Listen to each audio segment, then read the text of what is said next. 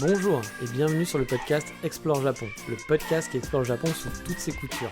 Des conseils voyage, de la culture ou bien de la vie tous les jours en passant par l'apprentissage du japonais, partons ensemble une fois par semaine pour ce magnifique pays qu'est le Japon. Bonjour à tous, cette semaine on a fait dans le titre putaclic, bah oui, si j'avais été sur YouTube j'aurais mis une super vignette me tenant la tête des deux mains et poussant un cri d'effroi en disant « Oh mon dieu, c'est affreux !»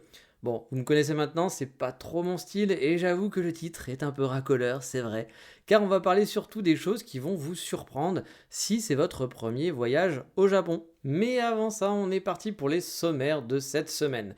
Et en vrac, on va parler d'une liste pour SDF, de la chose qui m'obsède le plus à Tokyo et d'un ami qui nous veut du bien. Je vous l'ai dit, aujourd'hui on fait dans le putaclic, même dans le sommaire, ouais, on est comme ça va être la thématique de l'émission. Et même si vous pouvez pas vraiment cliquer au final, donc c'est vrai que putaclic c'est peut-être mal choisi. Mais revenons au focus de cette semaine. Car oui, cette semaine j'ai eu envie de retourner au fin fond de ma mémoire, qui flanche un peu, il faut le dire, pour me rappeler des choses qui m'avaient choqué. Bon, choqué c'est un bien grand mot, on va dire que c'est des choses qui m'ont marqué ou qui m'ont interpellé lors de mon premier voyage au Japon. Des choses dont on n'a pas l'habitude de voir finalement et qu'on se dit ah c'est bizarre ça, ah mais c'est marrant ça. Voilà, tout simplement.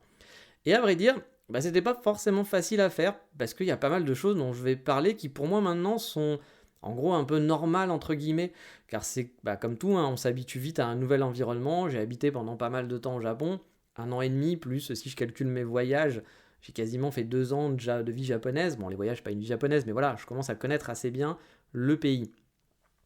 En plus, dans cet épisode, on va quand même faire pas mal dans le cliché. Mais bon, c'est un peu normal au vu du sujet. On remet le contexte, c'est la première fois qu'on met les pieds au Japon, c'est notre premier voyage. Donc forcément, il y a plein de choses qui vont nous étonner qui sont très clichés. Parce que oui, le Japon, c'est quand même différent de chez nous. Et petite anecdote quand même justement à propos de tout ça, j'ai un ami qui était venu me voir au tout début de mon aventure au Japon, quand j'étais parti pas en vacances mais vivre là-bas, qui ne connaissait pas lui du tout le Japon, et qui avait un Japon très imagé dans sa tête. Il n'avait pas fait plein de recherches, etc. Il avait vu un peu des animés quand il était petit, mais il connaissait les samouraïs, machin et tout, enfin tout ce qu'on connaît, mais c'était quand même, c'était pas une passion pour lui, il n'avait pas fait plein de recherches, il venait juste voir un ami, c'était l'occasion. Et au final, il a été un peu, alors je dis bien un peu, déçu, car oui, pour lui, il pensait que ça allait être beaucoup plus dépaysant que ça finalement ce voyage. Je sais pas à quoi il s'attendait exactement à vrai dire, mais peut-être que c'était peut-être un peu trop de clichés qu'on a du Japon ou de l'Asie en général, et qui s'attendait un petit peu à une vie totalement différente, à quelque chose de vraiment genre où on perd tous ses repères. Et finalement, il m'avait dit qu'il n'était pas si dépaysé que ça, qu'il s'attendait à un choc beaucoup plus grand. Et c'est vrai que les villes, il y a beaucoup de ressemblances finalement avec les villes occidentales, il y a quand même beaucoup de choses qui sont pareilles. Comme je vous le disais, on va pas avoir des gens qui dorment sur des futons, qui ont que des tatamis chez eux. Non, le japonais moyen, il a un salon, un canapé, il dort dans un lit, etc. Donc c'est vrai qu'on peut peut-être avoir certains clichés et qui finalement n'existent pas vraiment dans les villes. Après, ça voulait pas dire qu'il a pas du tout kiffé son voyage, c'était pas ça. Mais voilà, il était un peu déçu, je pense, parce qu'il s'attendait à quelque chose de beaucoup, beaucoup plus dépaysant. Vous savez un peu le syndrome Lost in Translation, ce fameux film où on va se dire qu'on comprend rien, on est totalement perdu dans un monde qui est totalement étrange et qu'on ne sait pas où on est, ce qu'on fait ici. Bon voilà, il faut être honnête, je vous l'ai dit plusieurs fois, pour moi le Japon c'est différent bien sûr, mais on n'est pas sur une autre planète non plus. Si vous avez en plus préparé un peu votre voyage, que vous êtes un peu baroudeur, il n'y aura pas de friction vraiment pendant votre voyage au Japon. C'est pour ça que je dis toujours qu'il ne faut pas avoir peur de partir voyager au Japon à cause de la langue ou autre, vous n'aurez aucun problème.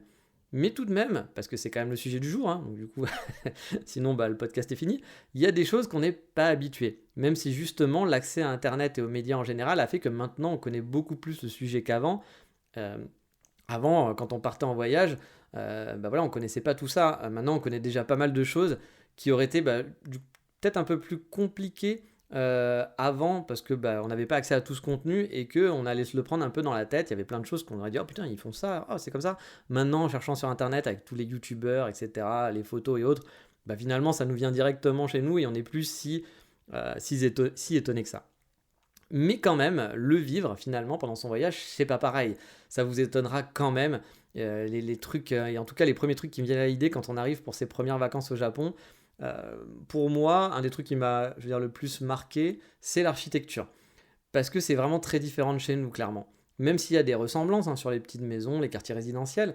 Si vous venez de Paris, par exemple, avec ces immeubles haussmanniens, bah là, on est dans quelque chose qui est totalement différent à Tokyo. C'est un bordel sans nom niveau architecture. Il n'y a pas de cohérence. Les immeubles qui n'ont rien à voir ensemble ou des maisons qui n'ont rien à voir ensemble, ça va être les uns à côté des autres. On se demande pourquoi on fait ça. Enfin, quel est le rapport? C'est vraiment un bordel sans nom. Et moi, je me souviens qu'avant d'aller au Japon, quand je voyais des photos de villes, bah, je trouvais pas ça très joli. Je dois être honnête avec vous, j'étais pas un fan de l'ambiance ville au Japon, avec les câbles électriques qui pendent de partout, les maisons, comme je l'ai dit, un peu n'importe comment, qui n'ont aucune cohérence, avec des architectures parfois qui sont pas top, les petits immeubles qui font pas très jolis au premier coup d'œil, voire même carrément moches parfois en photo. Je trouvais pas ça très transcendant. Le Japon en photo, bien sûr pas le Japon carte postale, mais le Japon ville. Bon, voilà, moi je trouvais pas ça très beau, quoi. Vraiment, quand je voyais des gens se dire ah c'est magnifique et tout, moi j'étais là, je dis oui, bon, pas trop. Mais sur place, j'ai été totalement happé par l'ambiance. Parce que voilà, ce bordel apporte une certaine ambiance. On s'y sent bien, et intrinsèquement, c'est pas toujours super beau, bien sûr, mais l'ensemble donne un truc, voilà, une ambiance, un feeling qui est vraiment chouette. Moi personnellement, j'adore. C'est devenu un de mes trucs vraiment préférés au Japon, de me balader dans les ruelles toutes biscornues, de voir ces poteaux électriques que je trouvais vraiment dégueulasses avant. Bah là, je trouve que c'est le Japon, quoi. Ça fait partie de son charme. Bon, sur la photo, ça reste toujours pas cool d'avoir plein de câbles et des poteaux électriques un peu partout. Mais voilà, quand on se balade, c'est différent. Il y a une ambiance, un truc qu'on n'a pas chez nous, qu'on n'a clairement pas chez nous, et un charme qui est là, qu'on ne retrouve pas quand on va se balader dans les rues chez nous. Deuxième truc qui me vient en tête, c'est les animaux. Car oui, les Japonais sont des animaux humanoïdes. Bon, non, c'est pas ça, mais encore une fois, je suis dans le thème du putaclic. Mais non, je veux bien vous parler des animaux, car vous le savez forcément, si on va à Nara ou à Miyajima, on va être entouré de daims dans le centre-ville, même en plein centre-ville, en pleine rue voilà, passante. Alors, non pas, quand je parle de daims, c'est pas des bonbons de chez Ikea, mais des véritables daims, voilà, des animaux qui sont là, qui sont autour de vous et qui sont vraiment pas farouches.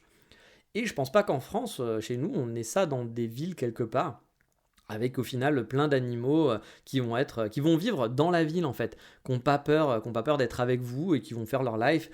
Bon, alors il y a les pigeons, j'en vois venir, mais ça compte pas, les pigeons, clairement, on va pas les mettre dedans. Donc pour moi c'est quelque chose de surprenant, c'est quelque chose où on n'est vraiment pas habitué à vivre, voir des animaux comme ça qui vivent avec vous en plein cœur d'une ville, dans des petites rues, qui vont se balader en plein milieu d'une rue normale quoi. Bah, on n'a pas ça chez nous, et même si on le sait avant de partir, parce on connaît tout ça, on va, quand on prépare son voyage, on dit je vais aller à Nara parce qu'il y a des daims. Bah, ça reste des paysans quand on le vit, vraiment c'est un truc en disant waouh, on est étonné quoi.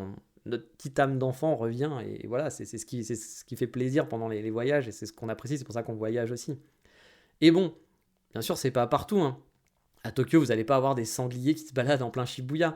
Mais par exemple, à Kyoto, moi où j'habitais, dans certains quartiers, on pouvait voir des singes. Alors, on n'en voyait pas tout le temps, mais de temps en temps, on pouvait en apercevoir. On pouvait aussi avoir des cerfs en pleine rue, et des daims aussi dans des petits parcs. Mais c'est un peu, si vous voulez, comme si vous voyez, pour les Parisiens, parce que moi je connais mieux Paris, hein, désolé pour ceux qui habitent en province, mais si comme par exemple s'il y a Vincennes ou le Bois de Boulogne, qui sont les deux grands parcs de Paris, vous alliez voir des daims, des singes, etc., se balader donc en pleine nature, hein, pas enfermés dans un parc, etc. Voilà, c'est pas courant. C'est assez dépaysant, je trouve. Bon, après, il y a le contre-exemple, hein. À Londres, par exemple, ils ont les renards. Il y a souvent des renards dans la banlieue londonienne qu'on peut trouver dans son jardin. Mais nous, c'est vrai qu'on n'a pas trop ça, j'ai l'impression, dans les grandes villes en tout cas. Bon, nous, on a les pigeons, mais voilà, on peut pas gagner à tous les coups. Et encore une fois, je peux pas comparer les pigeons à des daims quand même. Non, soyons sérieux. Et pour rester dans la thématique, il y a les corbeaux. Voilà, c'est dépaysant, moi je trouve les corbeaux, et c'est un truc qui me choque, qui m'a choqué en tout cas les premières fois, de voir parfois des armées, mais vraiment une armée, ça suffit d'en avoir une, mais ils sont déjà nombreux, une armée de corbeaux dans une petite ruelle quoi. Pour l'avoir déjà vécu, on a vraiment un peu l'impression d'être dans un remake d'un film d'Hitchcock. C'est limite flippant. Et encore une fois, ça fait partie de la surprise du voyage au Japon. Moi, là c'était plus pendant que c'est une anecdote pendant que j'y habitais. Mais je me suis retrouvé un jour à retourner ma tête. Je marchais normalement dans une petite rue kyotoïte habituelle, et j'ai tourné ma tête, et là j'ai vu, mais vraiment, il devait y avoir une centaine de corbeaux, tous soit en hauteur, soit par terre, et qui vous regardent comme ça. Et d'un coup, tout s'arrête. Et là, franchement, bon, je suis un peu con, hein, parfois ça m'arrive de parler tout seul à haute voix. J'aurais dit les gars, je fais juste que passer, on est tranquille, je viens pas vous emmerder, chacun sa vie, bonne journée. Mais j'en menais pas large, hein, parce que vraiment, ça faisait vraiment un film, quoi. C'était assez rigolo. Ensuite, j'ai envie de continuer sur le thème des animaux, parce qu'on est dessus, en vous parlant des mascottes. Bah oui, honnêtement, il y a bien un truc qu'on n'a pas chez nous, c'est les mascottes. Voir des mecs déguisés dans des costumes intégrales d'ours avec une tête kawaii, tête super mignonne, je pense qu'on peut le mettre vraiment dans la catégorie des trucs qui vont choquer la première fois qu'on va au Japon. En tout cas, qui marquent. Moi, perso, ça m'avait marqué. Et personnellement, vous savez que j'adore les pédales aussi, donc forcément, ce genre de conneries, je vais kiffer. J'adore, je trouve ça hyper fun. C'est vrai qu'en France, une boutique ferait ça, ou un office de tourisme, même devant Notre-Dame par exemple, qui aurait je sais pas, un ourson bossu dame, je sais pas comment on pourrait l'appeler, damours, ou oursam, je ne sais pas, qui ferait des petits coucous aux touristes en prenant la pause devant Notre-Dame, je pense qu'on entendrait souvent des moqueries, voire même pire que ça, qu'on dirait que c'est ridicule, que c'est un scandale, que non mais pour qui on prend les gens, etc. Bah au Japon c'est kawaii, voilà. Ça fait plaisir aux enfants bien sûr, et ça serait le cas chez nous aussi, hein, je pense, mais aux adultes aussi. Je vais pas vous dire que tous les Japonais kiffent les mascottes, hein, on va pas rester dans le cliché, hein. Mais le côté kawaii mignon, bah c'est important au Japon, et pour nous, bah ça peut être parfois un peu lunaire. Et moi, bah, j'adore, la première fois que j'ai vu une mascotte en vrai, que j'ai croisé une mascotte, bah, j'étais un peu comme un gosse intérieurement. Alors non, je suis pas allé faire une photo, je me suis retenu, je me suis dit, mais à l'intérieur de moi, je me suis dit, oh putain, c'est cool, c'est hyper fun. Je trouvais ça rigolo de trouver ça, quoi. Même si, bon, après les mascottes, c'est pas partout au Japon, hein, vous allez pas en voir dans tous les sens. Encore une fois, faut pas faire des clichés sur le Japon, parce qu'on peut voir des mangas, etc., des animés. À Kyoto, par exemple, j'en ai quasiment jamais croisé, vraiment. C'est plus un truc dans les endroits touristiques qu'on va croiser, ou pour quelques events, ou pour une marque qui va faire voilà, un petit event spécial. Mais dans la vie de tous les jours, on ne croise pas à chaque coin de rue des mascottes. On va pas faire dans le cliché comme je vous l'ai dit, hein. Mais vous allez en vacances en voir forcément parce que vous allez aller dans des coins touristiques. Et ça dénote. Comme je vous l'ai dit, j'adore le concept, même si j'ai toujours une pensée pour le petit ou la petite japonaise en baito qui est en dessous, qui porte un truc super lourd et où il doit faire 2000 degrés en dessous. J'ai toujours mal au cœur pour cette personne-là. Et en parlant de ce petit Juichi ou de cette petite Megumi qui fait des baito, donc oui, le baito c'est le terme pour désigner les petits boulots précaires qui sont très nombreux au Japon, vous avez aussi le fameux crieur de rue. Alors non, pas celui dont je vous ai déjà parlé qui vous rappelle de fermer le gaz en passant à 10h du soir ou 11h le soir pendant la nuit. Non, là je veux te parler de ceux qui doivent tenir un panneau publicitaire et hurler du genre on fait des promotions aujourd'hui, moins 10% sur les carottes, moins 20% sur les carottes, voilà, en boucle dans la rue, souvent avec une voix très nasillarde et très insupportable, hein, il faut l'avouer. Et ça c'est le genre de truc qu'on voit pas trop chez nous, voire quasiment jamais. Déjà je pense que personne voudrait faire ça, vu la pénibilité du truc. Et en plus, il se ferait sûrement frapper par quelqu'un à un moment donné, où il y aurait une plainte des voisins pas contents, c'est insupportable, il y a du bruit dans la rue. Voilà, je pense que ça ne serait pas possible de faire ça chez nous. Eh bien, au Japon, dans les coins marchands, c'est pas rare de voir un petit japonais ou une petite japonaise sur un escabeau, oui, j'en ai déjà vu sur des escabeaux même, dehors, dans le froid. Il peut faire moins 40 degrés ou il peut faire une température de ma boule, ils s'en foutent, à répéter sans cesse les mêmes mots pour vous faire venir dans la boutique. C'est con, mais ça reste une curiosité. La première fois qu'on voit ça, on est quand même assez interpellé par ce spectacle de rue. Parce qu'encore une fois, on n'a pas ça chez nous, quoi. Et moi, j'ai vraiment toujours, encore une fois, une pensée pour le petit étudiant qui fait ça toute la journée. C'est quand même un boulot super relou. Dans le niveau des boulots relous, je pense que ça se pose assez bien dans le classement, quoi. Et on va continuer, dans les baito, mais cette fois avec les personnes plus âgées. Un truc qui, moi, je trouve un petit peu triste, je trouve, quand on visite le Japon la première fois, et que ça choque aussi un petit peu, c'est de voir toutes ces personnes âgées qui travaillent encore dans des conditions qui sont pas vraiment super cool. Et souvent, parfois, c'est des vieux papis, des vieilles mamies, hein. Même si, la retraite, ça reste un concept de plus en plus compliqué, même chez nous, c'est vrai que de voir ces petits papis et mamies travailler souvent dans des boulots qui sont pas hyper compliqués, faut l'avouer, mais qui sont, je pense, assez pénibles pour leur âge, ça me fait toujours un petit peu de la peine, franchement. Et ça choque un petit peu. Par exemple, vous allez avoir le boulot des gardiens de parking. Oui, au Japon, il y a des gardiens devant la sortie d'un parking. Pour vous dire, si vous êtes un piéton, pour dire c'est bon, tu peux y aller, il n'y a pas de voiture. T'as envie de dire oui, j'ai vu qu'il n'y a pas de voiture. Mais il est là pour vous le dire. Et, ou alors, il va dire à la voiture, tu peux y aller. Ou il va dire attention les piétons, laissez passer la voiture. Genre de truc où nous, on va le faire tout seul. Là-bas, il y a quelqu'un qui est payé pour faire ça. Chez nous, un métier comme ça serait vraiment totalement surréaliste. Je veux dire, le patron et même les gens en général vont se dire mais on va pas payer quelqu'un juste pour dire aux piétons c'est bon, tu peux y aller. Enfin voilà quoi, il n'y a pas de voiture qui sort du parking. C'est bon, il n'y a pas besoin d'avoir quelqu'un pour vous annoncer ça. Au Japon, si. C'est sûrement pour ce sens du service qu'on peut trouver peut-être un peu ridicule avec nos yeux d'occidentaux, mais qui font aussi que le Japon n'a pas beaucoup de chômage et que finalement, le sens du service est poussé à son paroxysme là-bas. Et qui fait aussi que parfois, ce sens du service poussé à son paroxysme a des mauvais côtés, parce qu'il y a des petits vieux qui vont travailler, parce qu'il y a des gens qui vont travailler toute la nuit dans un combini, mais en tant que client, en tant que vie de tous les jours, égoïstement vraiment, c'est agréable. Dans la même veine, un truc qui va vous choquer, c'est sûr, c'est les travaux quand il y a les travaux en général. Parce que quand il y a des travaux au Japon, outre le fait que vous allez avoir plein de barrières lumineuses clignotantes, si c'est pendant la nuit, avec des logos One Piece ou des petits plots en forme de dauphin et kawaii pour délimiter les travaux, vous aurez aussi des Jedi, une armée de Jedi. Alors moi j'appelle ça des Jedi parce qu'ils sont avec leurs petits bâtons lumineux qui ressemblent un peu à un mini sabre laser pour vous dire tu peux passer par le coin qui est délimité pour les piétons. Donc voilà, il sert juste à ça. Il y en aura souvent un au tout début et un autre à la fin de ce petit coin de travaux qui est souvent pas très grand. Je veux dire, en France, il y aura personne, hein, on vous a délimité le chemin à prendre. On se dit, vous êtes quand même pas trop limité psychologiquement, vous devriez comprendre qu'il faut passer par ce petit coin qui a été délimité pour marcher, hein. Le chemin quoi, il n'y a rien de compliqué, mais au Japon, il y aura un mec qui sera là au début et un mec qui sera là à la fin qui vont diront, c'est bon, tu peux passer par là, tu peux passer par là. Alors, toi dans ta tête tu dis oui, merci, c'est gentil, mais je me doute de toute façon, j'avais pas trop d'autre choix que de passer par là. Mais ça encore une fois, c'est déroutant. Voilà, ça va être assez déroutant. Moi, je trouve ça pas. Je vais pas vous dire que je trouve ça bien ou pas bien. Je sais que parfois, en discutant avec des gaijins qui vivent au Japon, il y a souvent des moqueries là-dessus sur l'enfantilisation des gens finalement, parce que c'est un peu l'enfantilisation des gens. C'est se dire le mec qui est pas assez intelligent pour comprendre qu'il faut passer par là. Quand on a besoin d'avoir quelqu'un pour te dire il faut que tu passes ici. Oui, merci. De toute façon, j'avais pas le choix. Donc c'est vrai que souvent, il y a comme je viens de vous le dire ou je viens de vous le faire, le gaijin va avoir un discours comme ça pour dire mais c'est bête. On infantilise à fond les Japonais. C'est débile. Faut pas faire ça. Moi, j'ai pas vraiment d'avis là-dessus, en fait. Je suis d'accord techniquement, hein, comme je viens de vous le dire. Je n'ai pas besoin qu'on me dise qu'il faut que je passe par là, voilà, par le seul endroit où je peux passer. Mais en même temps, ça marche comme ça chez eux, ça fait de mal à personne au final, ça file du boulot. Donc je suis pas vraiment arrêté sur la question. Alors sur le mal à personne, on pourrait avoir des longs débats pour dire oui, mais on infantilise, on fait en sorte que le japonais ne réfléchisse pas, etc. On pourrait aller très loin. Mais vous avez commencé à comprendre comment ça marche le podcast Japon, Explore Japon. Je suis pas là pour des débats sans fin, etc. On a tous nos avis, on sera pas d'accord. Dans les débats, de toute façon, c'est très rare de faire changer d'avis la personne en face. Donc est-ce que ça a un intérêt vraiment de parler? Et en plus, je suis tout seul à parler, donc c'est pas vraiment un débat. Ça serait un peu dommage. Et on parlait du coup des parkings. Voilà, des parkings, un des trucs qui pour moi, vraiment, représente le plus, mais vraiment, hein, le voyage au Japon. Voilà, le parking, voyage au Japon égale parking.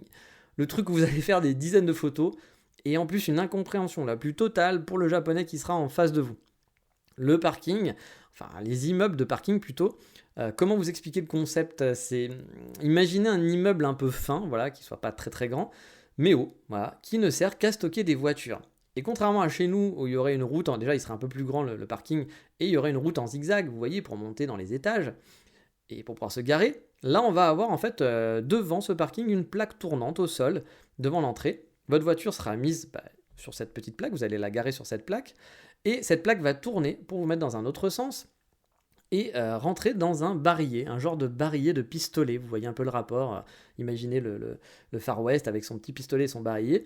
Et en gros, la voiture va rentrer, ça va tourner et ça va stocker la voiture comme ça. Dans les étages. Et pour récupérer votre voiture, un gardien fera tourner ce petit barillet jusqu'à ce que votre voiture soit mise sur la petite plaque tournante, et là, la plaque tournante va faire tourner votre voiture pour qu'elle se retrouve dans le bon sens. C'est-à-dire que vous n'aurez pas à faire une marche arrière, par exemple, pour sortir. C'est le Japon, hein, le sens du service avant tout. C'est vraiment un spectacle à part entière. Je connais pas quelqu'un qui est venu au Japon sans être vraiment trop préparé, qui ne s'est pas arrêté devant un parking, voilà, en train de regarder en se disant mais qu'est-ce qui se passe? Un touriste en tout cas, hein, bien sûr, hein, et vraiment avoir la bouche ouverte en se disant mais qu'est-ce que c'est que ce truc quoi, qu'est-ce qui se passe? C'est toujours rigolo en plus de voir le gardien de parking qui du coup vous regarde en train de prendre des photos et en train d'être arrêté devant comme ça en train de regarder, et si en plus vous êtes en groupe, vous voyez, vous êtes un groupe de 4-5 en train de dire mais qu'est-ce qu'ils font? Et je pense que le gardien de parking doit se dire au fond de lui mais ils sont cons, enfin pourquoi ils me prennent en photo? C'est un parking, ils n'ont jamais vu de voiture, enfin ils viennent d'où ces gens-là? Parce que pour eux je pense que c'est normal cette façon de faire, mais pour nous honnêtement non, c'est très rigolo, je vais pas dire que c'est futuriste, parce que c'est pas très futuriste quand on voit la gueule des parkings, mais c'est un truc qu'on n'a pas chez nous, c'est fun. Même si je vous le concède, hein, on va pas au Japon pour ça, mais c'est un truc qui reste forcément gravé dans les souvenirs de voyage et dans les mémoires, et qui nous choque un petit peu en quelque sorte, et ça tombe bien parce que c'est le sujet de l'émission, donc voilà. Alors, on parle de building. Vous avez vu, j'arrive à faire des enchaînements assez bien cette fois-ci, hein. Parfois, c'est un peu dans le bordel, mais là, j'avoue, j'ai un peu travaillé les enchaînements. Donc, on parle de building, on va parler du grand classique, un truc qu'on n'a clairement pas chez nous aussi. Et il faut, je trouve, un temps d'adaptation, surtout dans les grandes villes pour nous, c'est les magasins dans les étages. Nous, chez nous, un restaurant, un café, une boutique de fringues, il sera au rez-de-chaussée. Voilà. C'est très rare d'avoir un café au quatrième étage d'un immeuble, à part si c'est un mall et que c'est fait pour. Mais les trois quarts du temps, tout est au rez-de-chaussée. Au Japon, faut regarder en l'air. Tout le temps regarder en l'air. Sinon, vous louperez 80% des commerces. En tout cas, dans les grandes villes, hein, j'entends. Au Japon, vous pouvez être devant un immeuble qui ressemble à un immeuble d'habitation très lambda, avec une entrée qui n'est pas forcément mise en valeur, qui va donner sur un ascenseur, et en prenant cet ascenseur, vous allez tomber à chaque étage sur une boutique, voire sur un restaurant, un café, un bookstore, bref. Au Japon, les boutiques sont partout, et pas juste au rez-de-chaussée. Et parfois, franchement, on a du mal à s'y faire. Moi, je vous dis, plein de fois au début, j'ai pas osé rentrer dans des immeubles en me disant, non mais là c'est des habitations. J'ai vu, en fait, dans mon guide ou dans le truc que j'avais repéré qu'il y avait un resto là, mais c'est pas un resto, c'est chez des gens, je peux pas rentrer là-dedans, quoi. Ok, il y a un petit panneau, parce que souvent il y aura un panneau lumineux, etc. en hauteur pour vous dire à tel étage il y a tel truc. Mais parfois on a quand même des gros doutes et on se dit mais je peux pas rentrer là-dedans, c'est bizarre. Ou ça fait un peu coupe-la-gorge, vous savez, oui, je sais on dit pas coupe-la-gorge mais c'est une expression que j'aime beaucoup. Voilà, on a l'impression de rentrer dans un immeuble un peu mal famé en se disant mais ouais, je peux pas rentrer là-dedans, c'est bizarre, il n'y a pas un resto là-dedans, quoi. On a des gros doutes. Mais bah, il faut le faire. Il faut tenter au Japon, car il y a plein de choses de planquées, et ça, c'est vraiment pas habituel pour nous. Mais par contre, c'est super fun. Je trouve ça fait un peu une chasse au trésor. On peut tomber sur des petites boutiques totalement perdues au fin fond d'un couloir, au cinquième étage d'un immeuble. C'est vraiment cool et dépaysant. Vous voyez, en fait, il faut vraiment prendre le truc comme c'est pas un mall. Quand on va dans un mall, tout est fait pour. On est dans les boutiques, on sait qu'on est dedans, on peut monter des étages. Là, c'est vraiment planqué. Vous avez l'impression d'être dans un HLM, de rentrer au fin fond d'un couloir d'un HLM, et au fin fond, il y aura une boutique. Ok, pourquoi pas. C'est vraiment bizarre. Mais moi, personnellement, j'adore vraiment ce côté bah voilà, chasse au trésor, quoi. Mais je vous le disais, ça prend un peu de temps pour rentrer, pour s'habituer à ça. Mais bon, moi j'aime beaucoup le concept, on est toujours un peu dans ce bordel organisé finalement. Et ça, c'est un super souvenir de voyage pour moi. Je me souviens d'un restaurant par exemple avec des cabanes, pardon, un cabane en plein milieu du restaurant, il y avait des chaises, etc. Des chaises pour enfants en fait, tout était à hauteur d'enfant, donc les chaises et tables étaient pour enfants, c'était un concept. Et il y avait parfois des petits endroits où c'était même des cabanes de jardin. Donc on pouvait manger dans une genre de petite cabane de jardin, mais à l'intérieur, avec des amis. Il y avait plein d'espaces différents, donc comme je vous le disais, tout ça dans un immeuble au 9e étage, avec vue sur la Tokyo Tower. Bah ouais, rien que ça. Et pour entrer dedans, bah fallait vraiment savoir qu'il y avait un resto, quoi. Ici, on rentre dans un hall d'immeuble qui est vieux, tout pourri, mais vraiment, imaginez un vieux HLM tout pourri, quoi. On prend un vieil ascenseur qui ne donne pas confiance, et arrivé à l'étage, les portes de l'ascenseur s'ouvrent et on est directement dans un restaurant hyper hype, super bien décoré, truc qui n'a rien à voir, quoi. Voilà, c'est un truc très, très déstabilisant et qu'on n'a pas chez nous. Et vu qu'on est au resto, ça me fait penser au fameux bruit de bouche. Car oui, autant contradictoire que ça peut être, vous allez voir des petites japonaises mettre leurs mains devant la bouche à chaque bouchée ingurgitée pour oh, attention, on ne me voit pas mâchouiller. Voilà, qu'on ne voit pas mâchouiller à pleine bouche. Et pour autant, ce sont les premières à faire d'horribles bruits de bouche, des ah, désolé, hein, interminables, mais ça, vous allez l'entendre en mangeant leur ramen, car oui, au Japon, faire du bruit quand on mange, c'est synonyme de miam miam, c'est délicieux. Donc oui, au Japon, c'est important de dire et de montrer que ce qu'on mange, c'est super bon. Moi, j'ai un souvenir d'un ami qui s'était fait mais vraiment engueuler par sa belle-mère au bout d'un moment. Donc belle-mère japonaise, hein, il sortait avec une japonaise, car quand il mangeait là-bas, chez elle, c'était normal, quoi, il faisait pas de bruit, il ne disait pas constamment oishi, ou alors oh oishiso, qui en gros est l'équivalent de oh c'est délicieux, ou oh mais que ça a l'air tellement bon, belle maman. Donc elle était persuadée qu'il n'aimait pas sa cuisine, quoi, alors que le type, il kiffait sa race à chaque fois qu'il mangeait chez sa belle-mère, il était genre aux anges, quoi. Mais nous on va pas faire des caisses quand on mange. En gros, si tu vois un mec manger et qui parle pas, et qui mange bien et qui en reprend, c'est que tu te dis, bon, il est en train de kiffer. Souvent, quand on parle pas et qu'on mange, c'est qu'on aime bien, quoi. Mais au Japon, elle était genre, mais putain, au bout d'un moment, en fait, elle l'a interpellé, elle lui a dit, mais t'aimes pas ma cuisine, c'est ça? Et lui, il était là, bah si, si, t'es folle ou quoi, j'adore. Mais parce qu'elle comprenait pas, parce qu'il faisait pas du bruit en mangeant, parce qu'il s'exclamait pas à chaque fois qu'il prenait une bouchée dans sa bouche, et que du coup, elle était vexée, quoi. Elle se disait, non, il aime pas ce que je fais. Et pour ceux qui détestent ces bruits de bouche, le Japon sera votre pire cauchemar, hein, vraiment. Je pense que le Japon, il y a des choses que vous pouvez détester, genre travailler dans une entreprise japonaise peut être difficile, avoir peur, des tremblements de terre et tout, etc. peut être quelque chose qui peut vous faire peur de vivre au Japon. Un truc qui peut vous empêcher de vivre au Japon, c'est les bruits. Les bruits de bouche, pour ceux, il y a des gens qui ne supportent pas ça. C'est dur, hein, c'est dur. Parce que c'est un cauchemar. Les slurps, les gens boivent leur café, genre comme ça, quand ils mangent, même une jeune fille super apprêtée, hein, super distinguée, avec une classe infinie, la fille un peu parfaite, eh ben, elle fera son comme ça quand elle mange. Ou pire, parce qu'on a un niveau au-dessus, il y a encore pire, c'est le gros reniflement. Je suis désolé pour les sons, mais il faut que je vous fasse vivre le truc en direct, hein. Le reniflement venu de l'enfer, hein, vraiment. J'ai déjà vu des filles, mais genre sublimes. Alors vous allez me dire, oui, une fille, elle a le droit de faire caca, elle va faire. Bien sûr, c'est sûr. Mais on s'y attend pas parce qu'elle a fait super attention. Tout est apprêté au moindre millimètre. Et au moment donné, elle se met à renifler un truc, mais genre un bruit que même Godzilla serait pas capable de faire. Tu t'y attends pas. Voilà, tu t'attends pas à ça. Et le métro, c'est l'enfer pour ça. Car au Japon, on ne se mouche pas, mais on renifle. Et donc, l'hiver, dans le métro, je vous conseille un casque anti-bruit. Hein. C'est vraiment le meilleur ami qui va vous isoler. Sinon, vous allez devenir fou, surtout si vous supportez pas ça. Parce que oui, chez nous, renifler et faire du bruit quand on mange, c'est pas possible, quoi. C'est limite un crime contre l'humanité, quoi. Au Japon, enfin en France, depuis que vous êtes petit, on va vous harceler en vous disant mais fais pas de bruit, tu renifles pas, tu te mouches, arrête de renifler, etc. Mais au Japon, c'est normal. Et du coup, ça va être un choc pour vous. Il va falloir réussir à le gérer ou pas, parce qu'il y a des gens qui sont pas capables de gérer ça. Mais je dois avouer, personnellement, moi j'ai un problème nasal depuis que je suis petit, je ne peux pas me moucher, sinon je fais exploser mes tympans, ça me fait hyper mal. J'ai donc appris et galéré pendant des années, ça a été un cauchemar pour moi, à renifler discrètement, parce que je pouvais pas faire autrement, donc je me faisais quand même engueuler, mais du coup j'essayais de faire ça le plus discrètement possible, et c'est toute une gymnastique au bout d'un moment, pour pas être le paria du quartier. Et au Japon, pour moi c'est un grand soulagement de pouvoir renifler sans jugement, même si du coup mes années d'expérience font que là-bas on m'entend quasi pas du coup, mais pour moi c'est le paradis parce que personne me juge sur mon reniflement, non, j'ai le droit, j'ai vraiment le droit, donc voilà, c'est mon petit bonheur à moi sur le Japon et le reniflement.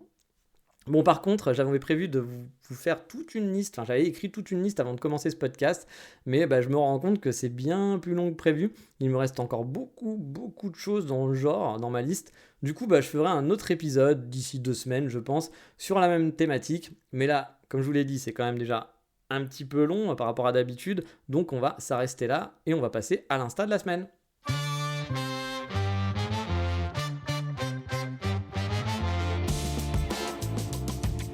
Et mon coup de cœur Instagram cette semaine, je vous invite vraiment à le suivre, non pas seulement car c'est devenu un ami, mais parce que ses photos sont vraiment super chouettes et qu'en plus il fait des stories sur la vie quotidienne au Japon qui sont vraiment cool. Et si vous voulez avoir votre dose du Japon, c'est le compte idéal. Quand on est au manque de Japon ou qu'on est curieux tout simplement, c'est vraiment un compte super chouette à suivre. Je vous ai déjà parlé de lui plusieurs fois, il s'agit de Tokyo Visit. Pas très compliqué à taper cette fois-ci. C'est Mathieu, un Français qui habite au Japon depuis quelques années, qui est marié à une Japonaise. Ils ont vécu ensemble tous les deux en France pendant des années, à Paris. Et vous le connaissez peut-être aussi via son podcast Gaijin-san, qui est un podcast aussi sur le Japon. Donc il a tout quitté un jour, ils sont partis de Paris parce qu'ils en avaient marre pour retourner vivre finalement avec sa femme au Japon, qui a eu une opportunité à ce moment-là. Donc ils se sont dit pourquoi pas. Il a eu envie de faire une reconversion, ça ne veut rien dire, une reconversion professionnelle alors qu'il avait un boulot plutôt bien payé, un bon boulot, et il s'est dit j'ai envie de tout changer et je vais faire guide et partager ma passion du Japon. Je l'ai rencontré via Instagram, on se suivait mutuellement à l'époque et on a sympathisé petit à petit comme ça en discutant petit à petit. C'est aussi pour ça que j'aime Instagram et que j'aime bien cette partie Instagram, parce que pour les rencontres avec des gens sympathiques et intéressants, je trouve ça permet plein de belles rencontres. Il m'a demandé un jour de faire son site, du coup on s'est encore plus rapprochés et c'est devenu un ami virtuel. Oui, parce que je ne l'ai pas encore rencontré, mais j'espère bien le faire un jour. De temps en temps on s'appelle au téléphone, etc. Il poste des super photos, il est vraiment talentueux, il adore parler du Japon, et même s'il a une activité qui est liée à tout ça, parce que son activité c'est quand même lié au fait d'être guide au Japon, moi j'apprécie qu'il soit pas dans l'ambiance que j'appelle le YouTube game, même si on n'est pas sur YouTube, des gens qui en font des caisses pour avoir des revenus, qui vont vous faire du contenu putaclic, encore une fois c'est le sujet du jour, qui vont faire les sympas, qui vont tout commenter, qui vont être hyper chouettes alors qu'au final ils s'en foutent un peu de vous et de tout ça, c'est juste un business.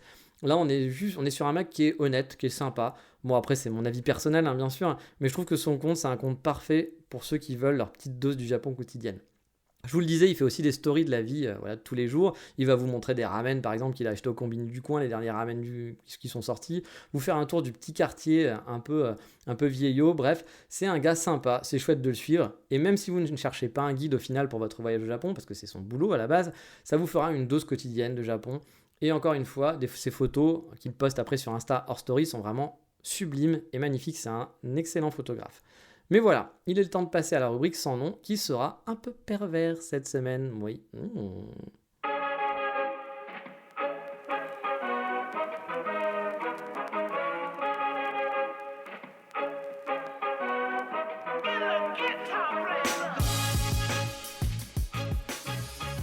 Eh oui, je l'avais dit dans le menu sommaire du jour, je vais vous parler d'un truc qui hante mon esprit quand je pense à Tokyo. Ou que voilà, je sais que je vais aller sur Tokyo. Je vais vous parler d'un truc que je kiffe à un point, mais c'est une obsession, vraiment une obsession. Alors non, je ne vais pas vous parler de petites japonaises que je stalk dans la rue la nuit. N'ayez crainte, j'en suis pas là. Non, on va parler burger. Bah ouais, burger. Et pas n'importe quel burger, c'est le meilleur des meilleurs. On est dans la rôle du burger. Vous en avez même sûrement déjà entendu. Si vous faites des recherches sur le Japon, vous allez faire un peu des recherches poussées sur les restaurants où vous allez aller. On va parler du repère des Français à Tokyo, oui, Chatty Chatty. C'est un restaurant proche de Shinjuku, en face d'un petit parc dans une rue plutôt animée, avec des petits commerçants, des bars, des petits restos. Un petit restaurant avec de mémoire donc 5-6 places assises au comptoir et 3-4 tables au fond. Donc il n'y a pas beaucoup de place, c'est souvent très rempli, mais moi j'ai quand même réussi quasiment à chaque fois, suivant les horaires, en venant tôt, etc., à avoir une place. Voilà, et pouvoir manger sur place. Mais j'étais tout seul aussi, donc c'est plus simple de se caser quand on est tout seul sur un comptoir.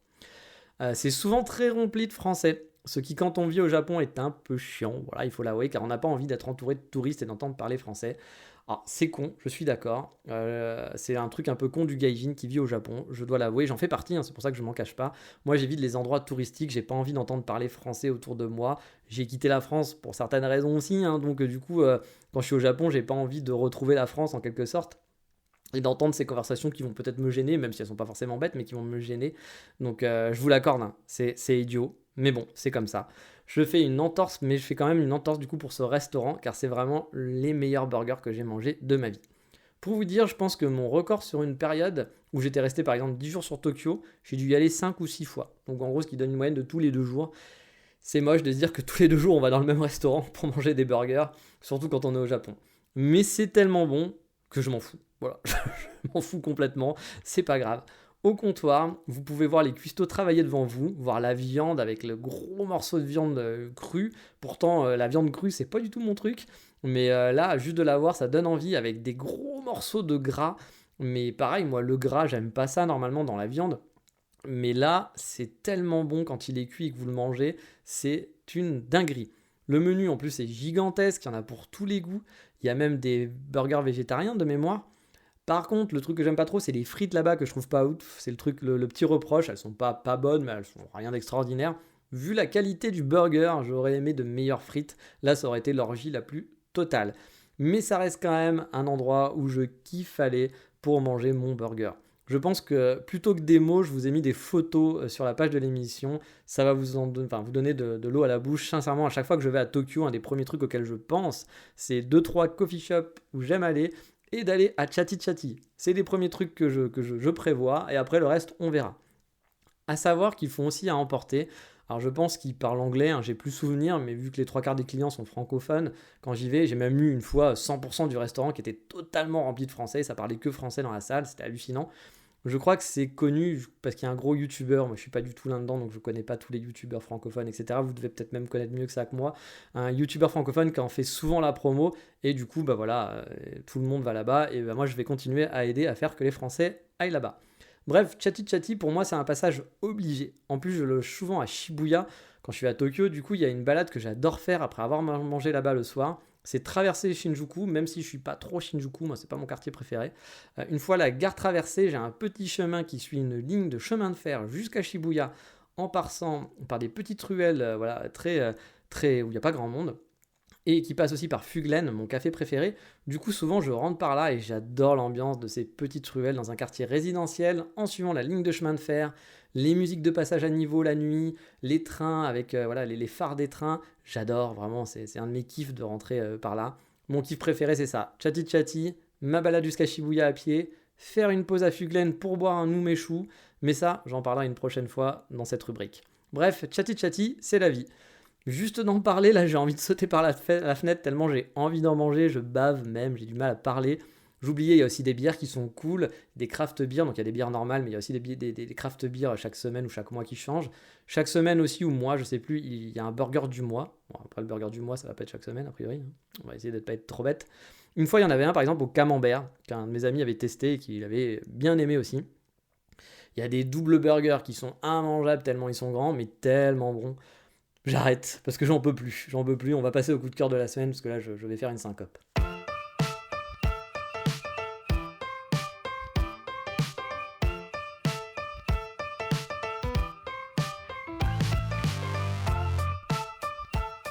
Et cette semaine, mon coup de cœur n'est pas lié au Japon, quoique un petit peu quand même. Mon coup de cœur, c'est sur les SDF. Oui, je vous ai dit, l'épisode putaclic, on continue jusqu'à la fin. En fait, je ne vais pas vous parler de SDF ou des SDF de luxe plutôt, je vais vous parler des digital nomades. A priori, si tout va bien, si vous avez suivi un peu mon dernier épisode, dans quelques mois, je vais être un digital nomade et je connais un site depuis très longtemps où j'avais jamais sauté le pas de m'abonner parce que pour l'instant, j'en avais pas besoin, j'étais pas digital nomade, qui est parfait pour s'organiser. Il s'agit de Nomad List. C'est un site qui référence plein de villes dans le monde avec toutes les infos dont vous avez besoin pour faire un choix ou vous préparer avant de partir. Vous allez retrouver par exemple le prix moyen d'un café dans la ville, par exemple. C'est un truc bête, mais bon, vous avez un budget, donc il faut pouvoir le suivre. Donc c'est bien de tomber quelque part et de vous dire, ah bah oui, mais la bouffe, en fait, c'est 50 balles de moindre truc. Si par exemple vous allez au Danemark, c'est très très cher. Et puis si vous allez à Chiang Mai, vous allez vous rendre compte que votre budget bouffe, il va coûter que dalle. Donc c'est important d'avoir toutes ces infos pour préparer sa vie de nomade, en quelque sorte. Vous avez aussi des infos du coût moyen d'un digital nomade ou d'un résident, parce que c'est très différent suivant si on est l'un ou l'autre. Un nomade, par exemple, va prendre un Airbnb qui va lui coûter très très cher. Il ne peut pas prendre un appartement parce qu'il va être obligé de rester que quelques mois et que parfois les short stays, il n'y a pas. Voilà, c'est pas possible sans payer une fortune. Il va manger aussi peut-être plus souvent au restaurant parce qu'il n'aura peut-être pas de cuisine. Donc parfois, si on regarde le prix indiqué, on se dit mais ça, n'importe quoi, ils sont fous, ça coûte pas autant sur leur site. Bon, je sais pas, pour Kyoto, ils vont vous mettre que, je vais pas regarder, mais c'est pour vous donner un exemple. Ils vont vous indiquer que il faut genre 2000 ou 3000 euros de budget pour vivre à Kyoto. Alors que vous allez dire, ah non, mais moi j'étais étudiant à Kyoto, j'étais gaijin, on vivait avec moins de 1000 euros et puis ça va, j'arrivais à sortir, j'étais dans une auberge de jeunesse. Mais il faut reprendre en compte que c'est pas le même mode de vie. Les Airbnb à Kyoto, par exemple, sont hors de prix et qui ne pourra peut-être pas se prendre un Sakura Rent ou quelque chose comme ça. Leurs tarifs, pour avoir bien comparé vraiment, de mon côté, ils sont vrais. Voilà, c'est vraiment un échange communautaire. Le site est payant, mais il y a plein de services derrière et donc toute une communauté qui va s'échanger les bonnes informations, les bons plans, les bons prix. Moi, ce site, j'ai commencé à l'utiliser et il me sert beaucoup pour préparer ma vie de nomade et choisir le meilleur endroit où vivre. Vous avez des classements par rapport à la pollution, la météo, vous allez découvrir des villes auxquelles vous n'auriez pas forcément pensé. Ou bien si le Wi-Fi est cool, on va vous dire si dans la ville le Wi-Fi est cool et qu'il marche bien, ce qui est important quand on est digital nomade parce qu'on a besoin d'internet pour travailler. Si la ville est sécure ou pas du tout, s'il y a plein de trucs à faire dans la ville, qu'elle est fun ou alors que c'est une ville un peu ennuyeuse, mais bon, voilà. Je suis content d'avoir investi dedans car ça m'aide beaucoup pour faire mes choix et préparer ma vie de nomade et mes futures destinations et j'aurai peut-être l'occasion de vous en reparler un autre jour. Mais voilà, cet épisode est fini, il est un petit peu long, désolé. On fera la suite de ce focus bientôt, surtout si vous avez apprécié. Mais pour le moment, je vous dis juste à bientôt pour le prochain épisode. Vous le savez maintenant, matane, ciao, bye bye.